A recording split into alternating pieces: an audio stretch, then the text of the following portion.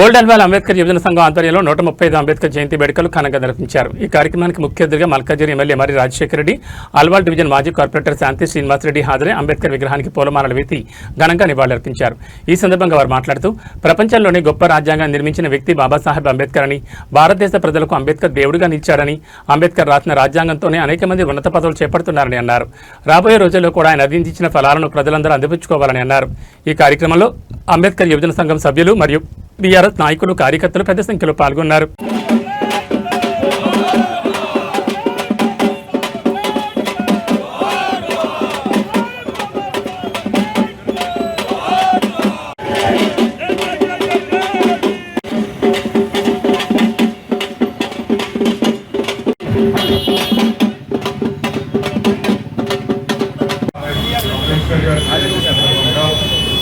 ఇవాళ ఓల్డ్ అల్వాల్లో ఈ యొక్క పండుగని మనం గొప్పగా చేసుకోవడం నిజంగా మన అందరి అదృష్టం.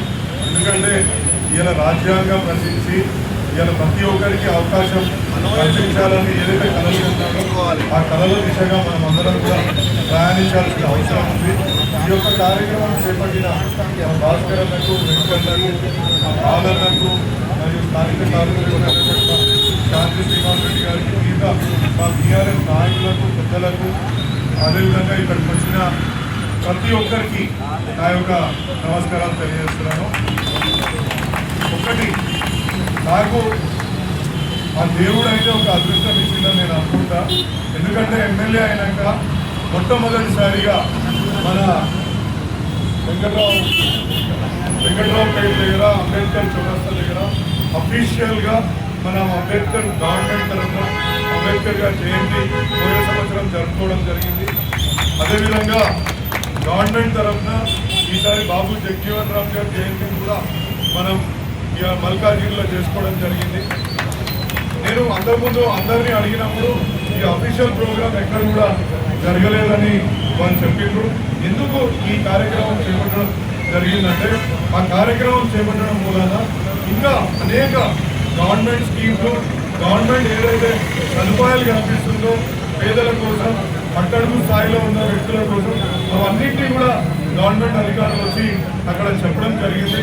దాని ద్వారా ఒక అవేర్నెస్, అంటే ఒక ప్రతి ఒక్కరికి ఈ స్కీమ్ ఉంది, పిల్లల స్కూల్లో చదువుకుంటే మాకు ఈ ఉపకార వేతనాలు వస్తాయి, కాలేజీలో చదువుకుంటే ఇవి వస్తాయి, విదేశీ విద్య చదువుకోవాలనుకుంటే కూడా ఈ విధంగా వస్తుంది, ప్రైవేట్ స్కూళ్ళల్లో చదువుకోవాలనుకుంటే కూడా ఏ విధంగా ప్రైవేట్ స్కూళ్ళల్లో మన గవర్నమెంట్ సదుపాయాలు కల్పించింది అనేది ప్రతి ఒక్కరికి అర్థమవుతుందనే ఉద్దేశంతో మనకు తీసుకురావడం జరిగింది.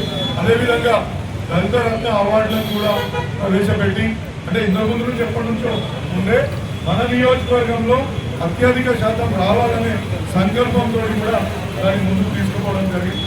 అదే రాకుండా మన సివిల్ రైట్స్, పౌర హక్కుల మీటింగ్ కూడా ఇప్పటి వరకు ఒక 10 మా శరణగిరి ఆధ్వర్యంలో ప్రతి ఒక్కరు అక్కడికి ఎంఆర్ఓ వస్తారు, సిఐ గారు వస్తారు, మన బస్సీలకు జిహెచ్ఎంసీ అధికారులు వస్తారు. అక్కడ వచ్చి అక్కడ జరుగుతున్న ఇబ్బందులని వాటన్నింటినీ కూడా గమనించి వాటిని కూడా ముందుకు తీసుకుపోయే అవకాశం ఉంటుంది. కాబట్టి వీటన్నింటి అవేర్నెస్ చేయడానికి ఆ కార్యక్రమాలు చేపట్టడం జరిగింది. అవకాశం దొరికినందుకు నిజంగా నాకు చాలా సంతోషంగా ఉన్నాయి. నేను అందులో ఏంటంటే ఇంకా మీ పెద్దలందరికీ విన్నపం ఏంటంటే ఇంకా అనేక స్కీమ్లు ఉన్నాయి. ఇలా ఎస్సీ సప్లాన్ కింద వేల కోట్ల రూపాయల నిధులు ఉన్నాయి. వీటన్నింటినీ వినియోగించుకోవాల్సిందిగా నేను కోరుతున్నాను. ఇవన్నింటినీ అవేర్నెస్ చేయడానికి ప్రోగ్రామ్స్ కూడా పెడదామనేసి నేను అనుకుంటున్నాను. మీ అందరూ సహకరిస్తే, అంటే ఎందుకు చెప్తున్నా అంటే అన్న, మన దగ్గర ఓన్లీ గవర్నమెంట్ స్కూళ్ళల్లో 1500 మంది పిల్లలు ఇలా ఎస్సీ ఎస్టీ పిల్లలు గవర్నమెంట్ స్కూళ్ళలో చదువుతున్నారు. ఇలా అందులో ఉపకార వేతనాలు అంటే ఇటువంటి కార్యక్రమాలు ఎన్నో ఉన్నాయి. మీరు చెప్తుంటే అందరికీ ఆశ్చర్యం అవుతుంది, మొదటిసారి విన్నట్టు అవుతుంది. కానీ ఈ అన్ని కార్యక్రమాలని మనం తీసుకొని ముందుకోవచ్చు. కాబట్టి దయచేసి మీ పెద్దలందరూ ముందు కదిలి వస్తే ఇంకా లోన్స్ ఉన్నాయన్నా, చాలా లోన్స్ ఉన్నాయి. ఏది మీరు ఒక గ్యారెంటీ ఇవ్వకుండా లోన్ ఇచ్చే సదుపాయాలు కూడా చాలా ఉన్నాయి. ఇటువంటి అన్నీ కూడా మీ ముందుకు తీసుకొస్తాం. మీరు కొంచెం యాక్టివ్గా ఉండి నాతో సహకరిస్తే ఇలా ఎటువంటి రాజకీయం లేదన్నా, రాజకీయాలకు అతీతంగా మన పేదలకు మనం ఈ స్కీమ్ అందుబాటులో తీసుకొస్తామనేది నా సంకల్పం. ఈ అవకాశం ఇచ్చిన ప్రతి ఒక్కరికి కూడా ధన్యవాదాలు తెలియజేస్తున్నాను. ఓల్డ్ అల్వార్లో అంబేద్కర్ జయంతిని మా శాంతి శ్రీనివాసరెడ్డి, మా వెంకన్న, మా భాస్కర్ అన్న, బాలన్న, అదేవిధంగా మా బీఆర్ఎస్ నాయకులతో అందరితో పాటు కలిసి ఒక గొప్పగా జరుపుకోవడం జరిగింది. ఇవాళ నేను అందరినీ విజ్ఞప్తి చేస్తున్నా, మన ఇలా పెద్దలను అందరినీ విజ్ఞప్తి చేస్తున్నా ఏంటంటే, గవర్నమెంట్లు తరతరాలుగా ఎన్నో స్కీమ్లను ప్రవేశపెట్టింది పేద బడుగు బలహీన వర్గాల కోసం.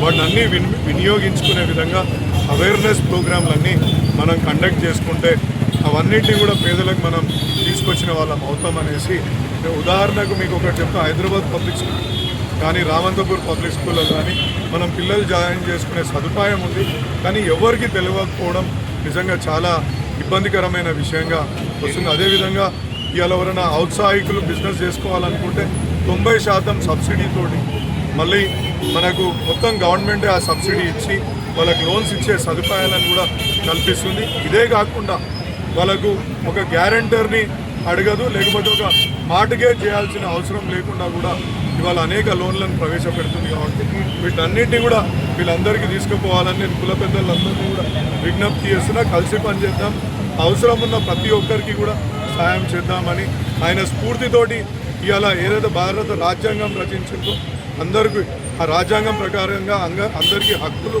అవకాశాలు కల్పించాల్సిందిగా నేను వాళ్ళందరినీ కూడా ఆ స్ఫూర్తితోటి ముందుకు పోదామని కోరుతున్నాను.